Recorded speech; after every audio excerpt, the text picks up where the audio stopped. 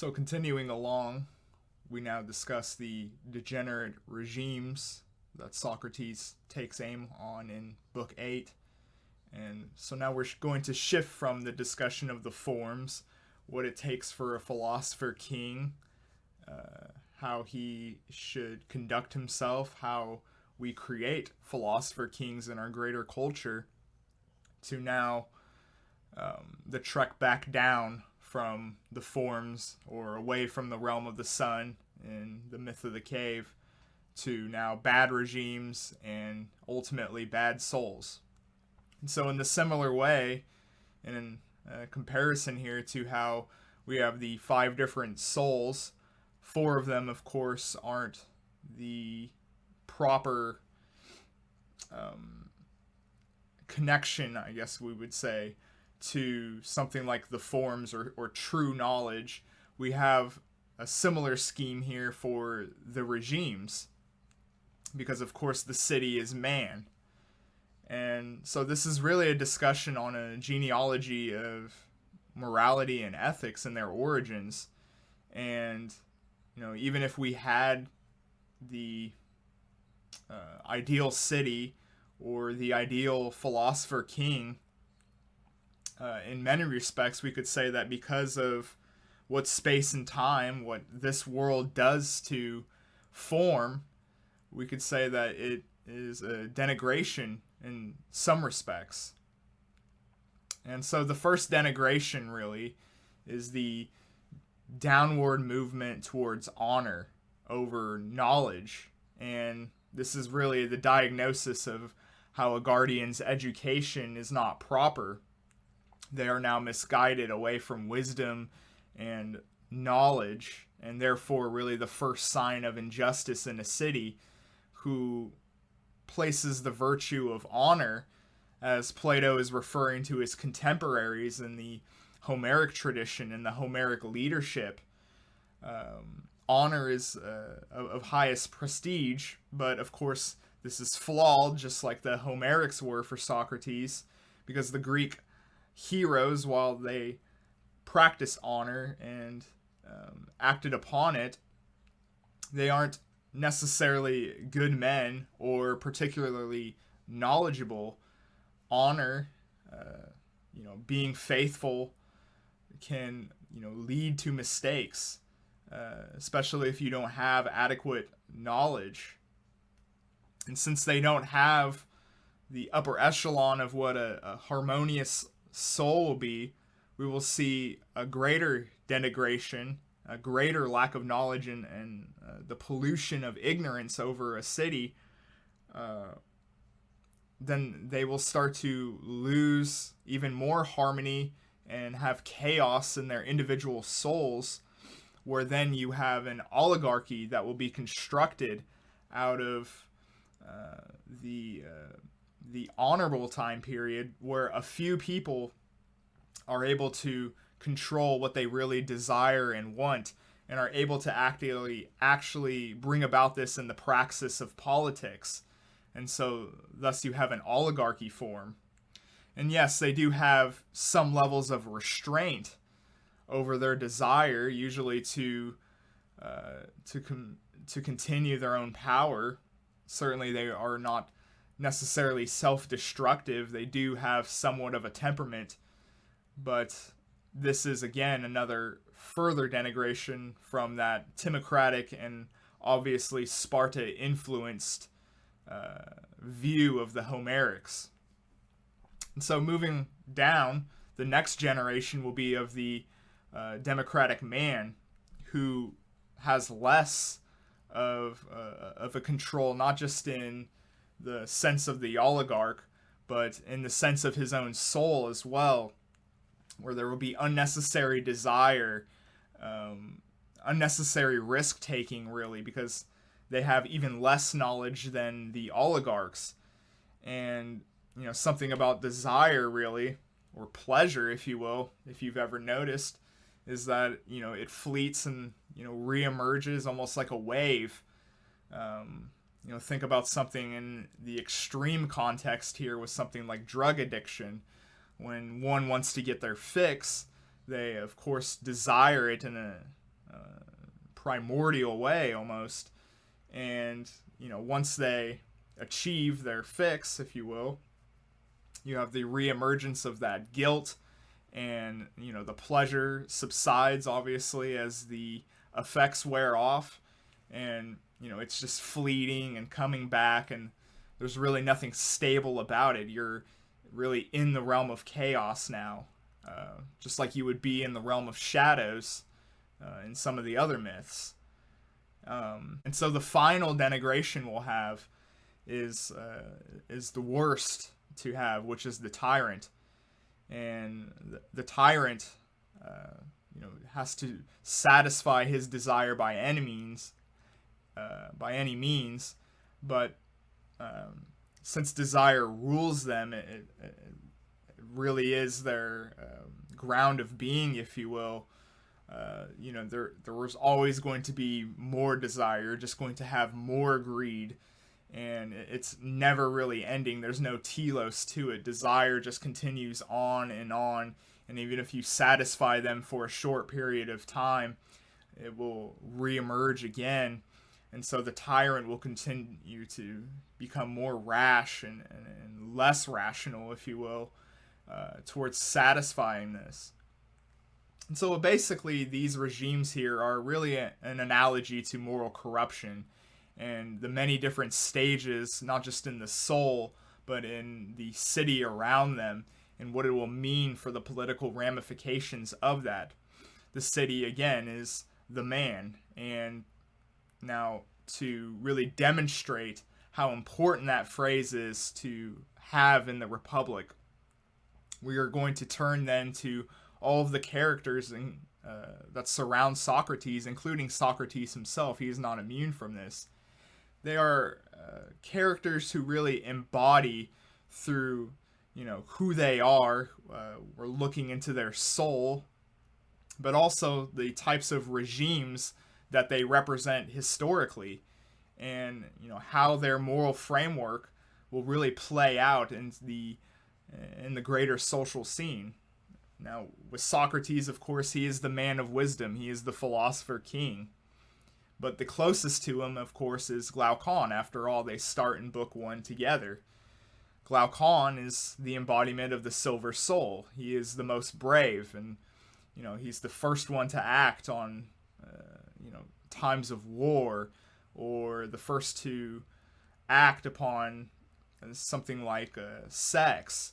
And he is the embodiment of those Homeric virtues, and as well as those vices. And he represents that step down. He is just 1 degree removed from Socrates as his placement in the start of the book. Whereas Automontus, his brother, is the representation of the oligarch, and he is interested in the affairs of the ruling elite. And as we see in what he brings up in Book 4, he is concerned with property and the happiness of the greater aristocracy. And then you have Polemachus, who at the start of the book surrounds Socrates. And, they have that participation vote. And he represents the democratic man, where, of course, Socrates' greatest enemy, really, in the Republic was, of course, Thrasymachus, who is representative of the tyrant, of tyranny. And so Socrates, of course, is telling us that, there's many ways that we can denigrate down and descend this ladder of moral fortitude and goodness and truth to the realm of tyranny and the shadows. But we can also climb ourselves out of it. And Socrates is going to try to offer us solutions. And this really ties into what Socrates has to say about bad images or bad moral art. By censoring and sharing the good art and censoring the bad art, we are choosing good poetry over the course of the book and good arguments, rationality. Then we see the interlocutors have character development over the span of the Republic. because they are gaining a more fruitful moral education and a greater knowledge, and how that will benefit everyone around them, and the chaos of their souls can be remedied by this soul doctor that Socrates embodies.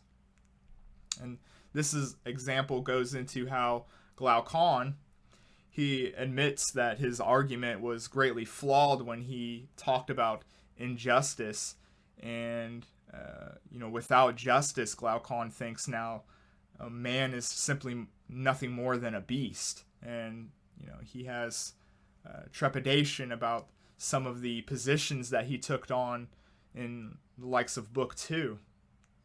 Glaucon then has been morally improved by the virtue that Socrates gave to him through knowledge, through the dialectic.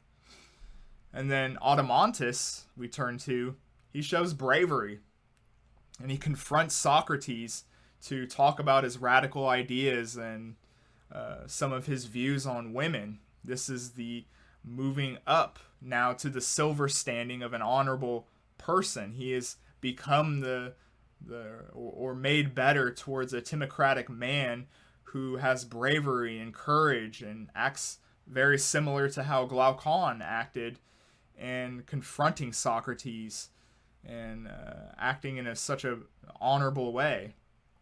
Where Polemachus then, he goes from the democratic man at the start of the vote, and when he and Adeimantus transform somewhat together in their conversation about confronting Socrates, where Adeimantus shows bravery, Polemachus, he shows moderation by bringing this up to Adeimantus, and so he also is moving up towards that sort of oligarch that Adeimantus embodied earlier in the book by showing moderation.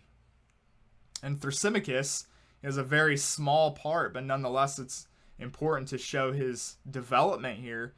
In Book 5, when they want to vote on hearing what Socrates has to say about some of his more radical ideas, he actually participates in the vote. He's actually participating as a social animal. He is no longer just on an island as an asocial animal on his own, and participates now in a sort of democratic vote where one vote is one for all. And then turning to Book 9, we really focus on that composition of the soul of the tyrant. Plato and Socrates are not going to hold back on comparing tyranny to the likes of Euripides and many of these contemporary plays at the time, who saw Socrates as nothing more than just a sophist and critiqued him. Here we see Euripides as a praiser of tyrants and really the creator of bad art, and with that he is going to bring everyone down with him. He can do away with all of the good education that Socrates is going to try to bring about by his bad art and his bad messaging and bad education. And then turning to Book 10 and the final installment of this great book, we turn to the focusing again on the importance of the censorship of poets, and when Homer should be redacted when he is dishonorable or not towards reason and knowledge, and when he is good, when he happens to be right about something and shows some of the Platonic virtues, then we will keep him because myth is still important. Socrates is going to try to lay waste to all of these comedies, tragedies, and epics of this time that are simply imitation forms, and the poets are not equipped really with the realm of knowledge, and thus creating ignorant souls, and how it perpetuates and sort of spreads like a disease. Instead, we must turn to the man of knowledge and the educator as the hero of the man of reason, instead of all of those Homeric myths that came before in Greek culture. He's trying to really wrap it up all together and say, this is what we need. This is how it should be. So contrary to what a lot of people weigh at Plato and Socrates about how they feel art and its censorship, we still nonetheless see that they clearly do still see the utility of something like myth.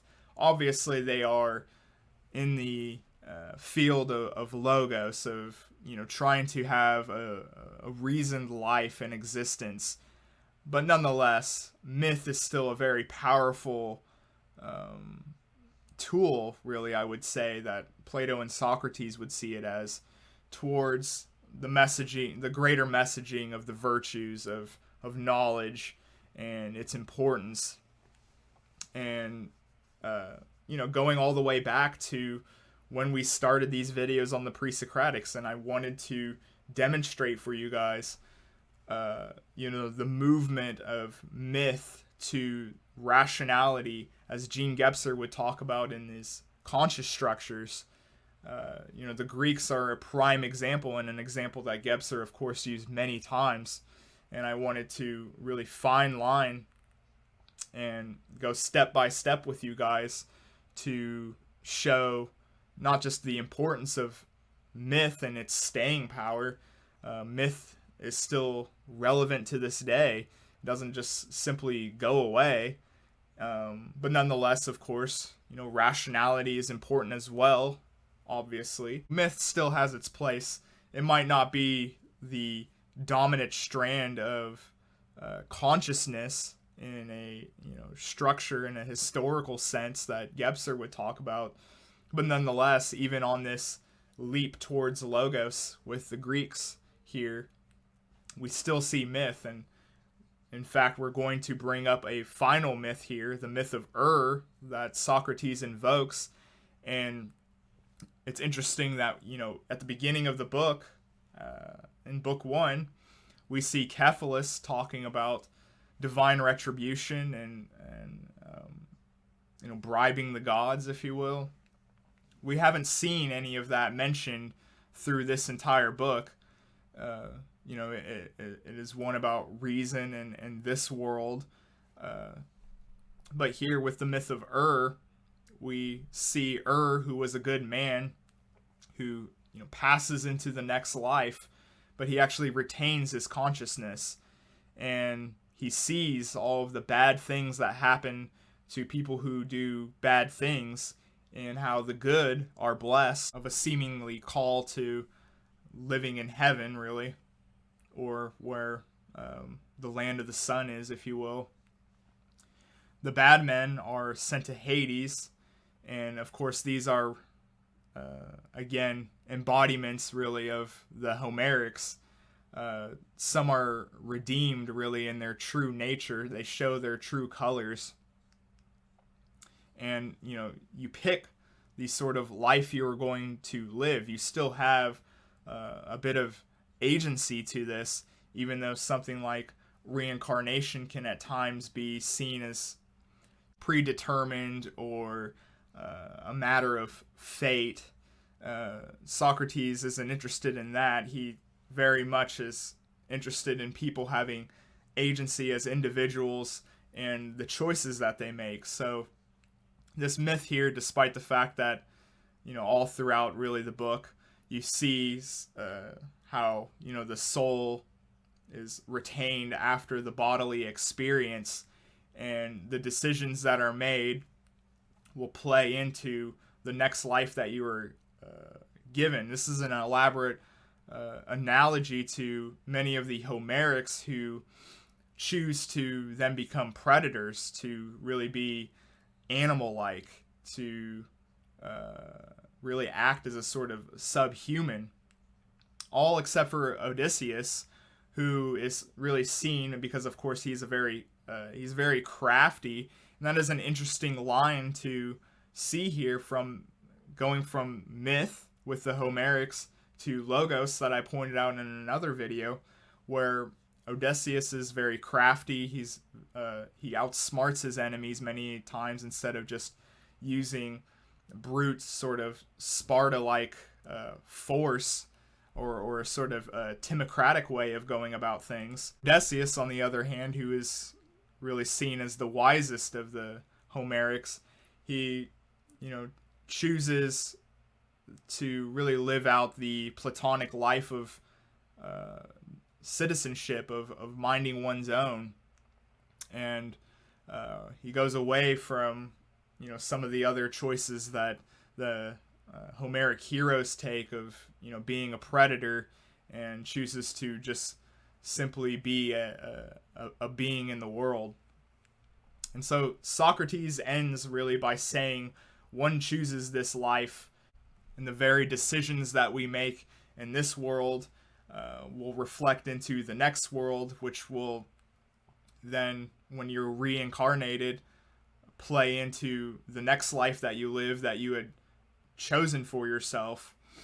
And with that, then obviously we see the entire point here of the organization of the soul, the organization of one's own individual life to mend the chaos that happens within us. And it's important to see really how, again, when we have orderly souls, we will likely have a greater understanding of a greater political order. If we can, handle our own chaos, then perhaps the greater chaos in the macrocosm can also be tamed. With that, we really end the Republic here, and I may do another video kind of relating many of Plato's ideas here to our world today. It's not set in stone yet, but I hope you guys enjoyed this series. I certainly did, and I will be working on some new projects to come about on the channel. And if you guys are interested in following along with me, then make sure to like, comment, and subscribe, and I'll see you for the next one.